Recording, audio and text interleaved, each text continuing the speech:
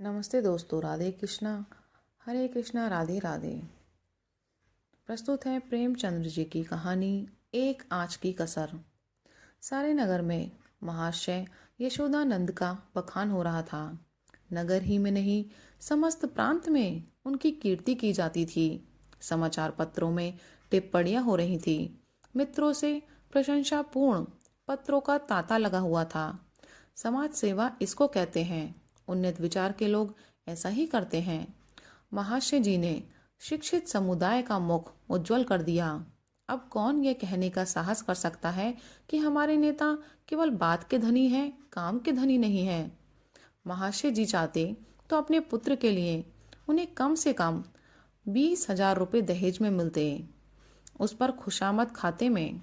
मगर लाला साहब ने सिद्धांत के सामने धन की रत्ती भर परवाह न की और अपने पुत्र का विवाह बिना एक पाई दहेज के लिए स्वीकार किया।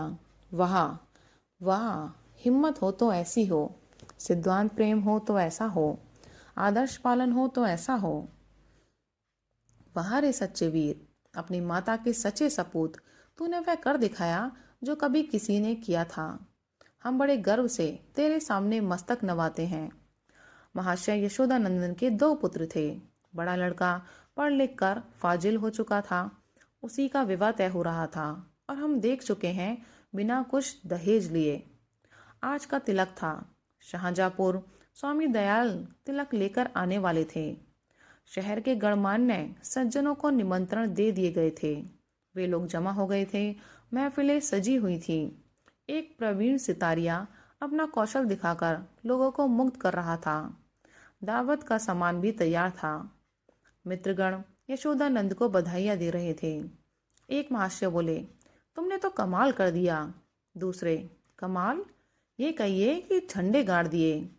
अब तक जिसे देखा मंच पर व्याख्यान झाड़ते ही देखा। जब काम करने का अवसर आता था तो लोग दुम लगा लेते थे। तीसरे, कैसे कैसे बहाने गढ़े जाते हैं। साहब, हमें तो दहेज से सख्त नफरत है। ये मेरे सिद्धांत के विरुद्ध है, पर क्या करूं, बच्चे की अम्मी जान नहीं मानती। कोई अपने बाप पर फेंकता है, कोई और किसी खर्राट पर। चौथे, अजी, कितने तो ऐसे बेहया हैं जो साफ साफ कह देते हैं कि हमने लड़के को शिक्षा दीक्षा में जितना खर्च किया है वह हमें मिलना चाहिए, मानो उन्होंने यह रुपए किसी बैंक में जमा किए हों। पांचवे, खूब समझ रहा हूँ आप लोग मुझ पर छींटे उड़ा रहे हैं। इसमें लड़के वालों का ही सारा दोष है, ये लड़की वालों का भी कुछ है। पहले, लड़की वालों का क्या दोष है सिवाय इसके कि वह लड़की का बाप है। दूसरे, सारा दोष ईश्वर का जिसने लड़कियां पैदा की, क्यों। पांचवे, मैं यह नहीं कहता न सारा दोष लड़की वालों का है न सारा दोष लड़के वालों का, दोनों ही दोषी हैं। अगर लड़की वाला कुछ ना दे तो उसे ये शिकायत करने का कोई अधिकार नहीं है कि डाल क्यों नहीं लाए, सुंदर जोड़े क्यों नहीं लाए, बाजी गाजी पर धूमधाम के साथ क्यों नहीं आए। चौथे, हाँ, आपका ये प्रश्न गौर करने लायक है। मेरी समझ में तो ऐसी दशा में लड़के के पिता से ये शिकायत ना होनी चाहिए।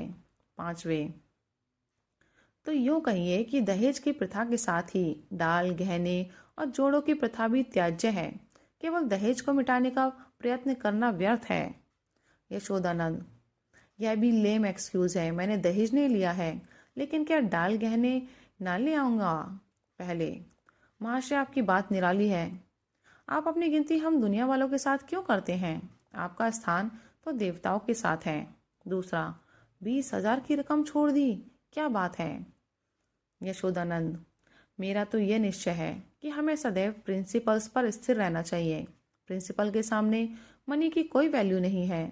दहेज की कुप्रथा पर मैंने खुद कोई व्याख्यान नहीं दिया, शायद कोई नोट तक नहीं लिखा। हाँ, कॉन्फ्रेंस में इस प्रस्ताव को सेकंड कर चुका हूँ। मैं उसे तोड़ना भी चाहूँ तो आत्मा ना तोड़ने देगी। मैं सत्य कहता हूँ, यह रुपए लूँ तो मुझे इतनी मानसिक वेदना होगी कि शायद मैं इस आघात से बच ही ना पाऊँ। पांचवे, आपकी कॉन्फ्रेंस आपको सभापति न बनाए तो उसका घोर अन्याय है। यशोदानंद, मैंने अपनी ड्यूटी कर दी, उसका रिकॉग्निशन हो या ना हो मुझे इसकी परवाह नहीं। इतने में खबर हुई कि महाशय स्वामी दयाल आ पहुंचे। लोग उनका अभिवादन करने को तैयार हुए। उन्हें मसनद पर ला बैठाया और तिलक का संस्कार आरंभ हो गया। स्वामी दयाल ने एक ढाक के पत्तल पर नारियल, सुपारी, चावल, पान आदि वस्तुएं वर के सामने रखीं। ब्राह्मणों ने मंत्र पढ़े, हवन हुआ और वर के माथे पर तिलक लगा दिया गया। तुरंत घर की स्त्रियों ने मंगलाचरण गाना शुरू किया। यहाँ महफिल में महाशय यशोदानंद ने एक चौकी पर खड़े होकर दहेज की कुप्रथा पर व्याख्यान देना शुरू किया। व्याख्यान पहले से लिखकर तैयार कर लिया गया था। उन्होंने दहेज की ऐतिहासिक व्याख्या की थी। पूर्व काल में दहेज का नाम भी न था। महाशय कोई जानता ही न था कि दहेज या ठहरनी किस चिड़िया का नाम है। सत्य मानिए, कोई जानता ही न था कि ठहरनी है क्या, चीज, पशु या पक्षी, आसमान में या जमीन में, खाने में या पीने में। बादशाही जमाने में इस प्रथा की बुनियाद पड़ी। हमारे युवक सेनाओं में सम्मिलित होने लगे। यह वीर लोग थे, सेनाओं में जाना गर्व समझते थे। माताएं अपने दुलारों को अपने हाथ से शस्त्रों से सजाकर रणक्षेत्र भेजती थीं। इस भांति युवकों की संख्या कम होने लगी और लड़कों का मोलतोल शुरू हुआ। आज यह नौबत आ गई है कि मेरी इस तुच्छ महातुच्छ सेवा पर पत्रों में टिप्पणियां हो रही हैं, मानो मैंने कोई असाधारण काम किया है। मैं कहता हूँ, अगर आप संसार में जीवित रहना चाहते हो तो इस प्रथा का तुरंत अंत कीजिए। एक महाशय ने शंका की, क्या इसका अंत किए बिना हम सब मर जाएंगे? यशोदानंद, अगर ऐसा होता तो क्या पूछना था? लोगों को दंड मिल जाता और वास्तव में ऐसा होना चाहिए। ये ईश्वर का अत्याचार है कि ऐसे लोभी, धन पर गिरने वाले, बुर्दा फरोश, अपनी संतान का विक्रय करने वाले नराधम जीवित हैं और समाज उनका तिरस्कार नहीं करता, मगर वह सब बुर्द फरोश हैं इत्यादि। व्याख्यान बहुत लंबा और हास्य से भरा हुआ था। लोगों ने खूब वाहवाही की। अपना वक्तव्य समाप्त करने के बाद उन्होंने अपने छोटे लड़के परमानंद को, जिसकी अवस्था 7 वर्ष की थी, मंच पर खड़ा किया। उसे उन्होंने एक छोटा सा व्याख्यान लिखकर दे रखा था। दिखाना चाहते थे कि इस कुल के छोटे बालक भी कितने कुशाग्र बुद्धि हैं। सभा समाजों में बालकों से व्याख्यान दिलाने की प्रथा है ही, किसी को कुतूहल न हुआ। बालक बड़ा सुंदर, होनहार, हंसमुख था। मुस्कुराता हुआ मंच पर आया और एक जेब से कागज निकालकर बड़े गर्व के साथ उच्च स्वर में पढ़ने लगा। प्रिय बंधुवर, नमस्कार। आपके पत्र से विदित होता है कि आपको मुझ पर विश्वास नहीं है। मैं ईश्वर को साक्षी करके धन आपकी सेवा में इतनी गुप्त रीति से पहुंचाऊंगा कि किसी को लेश मात्र भी संदेह ना होगा। हाँ, केवल एक जिज्ञासा करने की धृष्टता करता हूँ। इस व्यापार को गुप्त रखने से आपको जो सम्मान और प्रतिष्ठा लाभ होगा और मेरे निकटवर्ती में मेरी जो निंदा की जाएगी, उसके उपलक्ष्य में मेरे साथ क्या रियायत होगी। मेरा विनीत अनुरोध है कि 25 में से 5 निकालकर मेरे साथ न्याय किया जाए। महाशय शिवानंदन घर में मेहमानों के लिए भोजन परोसने का आदेश करने गए थे। निकले तो यह वाक्य उनके कानों में पड़ा, 25 में से 5 मेरे साथ न्याय किया कीजिए। चेहरा फक हो गया। झपट कर लड़के के पास गए, कागज उसके हाथ से छीन लिया और बोले, नालायक, यह क्या पढ़ रहा है? यह तो किसी मुवक्किल का खत है जो उसने अपने मुकदमे के बारे में लिखा था। यह तू कहाँ से उठा लाया? शैतान, जा वह कागज ला जो तुझे लिखकर दिया गया था।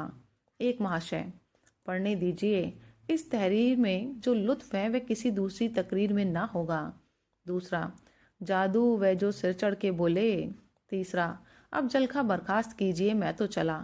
चौथे, यहाँ भी चलते हुए? यशोदानंद, बैठिए बैठिए, पत्तल लगाए जा रहे हैं। पहले, बेटा परमानंद, जरा यहाँ तो आना, तुमने यह कागज कहाँ पाया? परमानंद, बाबूजी ही तो लिखकर अपनी मेज के अंदर रख दिया था। मुझसे कहा था कि इसे पढ़ना। अब नाहक मुझसे खफा हो रहे हैं। यशोदानंद, यह वह कागज था सुअर? मैंने तो मेज के ऊपर ही रख दिया था। तूने ड्रॉर में से यह कागज क्यों निकाला? परमानंद, मुझे मेज पर नहीं मिला। यशोदानंद, तो मुझसे क्यों नहीं कहा? ड्रॉर क्यों खोला? देखो, आज ऐसी खबर लेता हो कि तुम भी याद करोगे। पहले ये आकाशवाणी है। दूसरे, इसी को लीडरी कहते हैं कि अपना उल्लू सीधा करो और नेक नाम भी बनो। तीसरे, शर्म आनी चाहिए, यह त्याग से मिलता है, धोखेधड़ी से नहीं। चौथे, मिल तो गया था पर एक आँच की कसर रह गई थी। पांचवे, ईश्वर पाखंडियों को यूं ही दंड देता है। यह कहते हुए लोग उठ खड़े हुए। यशोदानंद समझ गए कि भंडा फूट गया, अब रंग न जमेगा। बार बार परमानंद को कुपित नेत्रों से देखते थे और डंडा तोलकर रह जाते थे। इस शैतान ने आज जीती जिताई बाजी खो दी, मुंह में कालिख लग गई, सिर नीचा हो गया, गोली मार देने का काम किया है। उधर रास्ते में मित्र वर्ग यूं टिप्पणियां करते जा रहे थे। एक ईश्वर ने मुंह में कैसी कालिमा लगाई कि हयादार होगा तो आप सूरत ना दिखाएगा। दूसरा, ऐसे ऐसे धनी मानी विद्वान लोग ऐसे पतित हो सकते हैं, मुझे यही आश्चर्य है। लेना है तो खुले खजाने लो, कौन तुम्हारा हाथ पकड़ता है। यह क्या कि माल चुपके चुपके उड़ाओ और यश भी कमाओ। तीसरा, मक्कार का मुंह काला। चौथा, यशोदानंद पर दया आ रही है। बेचारे ने इतनी धूर्तता की, उस पर भी कलई खुल ही गई, बस एक आँच की कसर रह गई। धन्यवाद।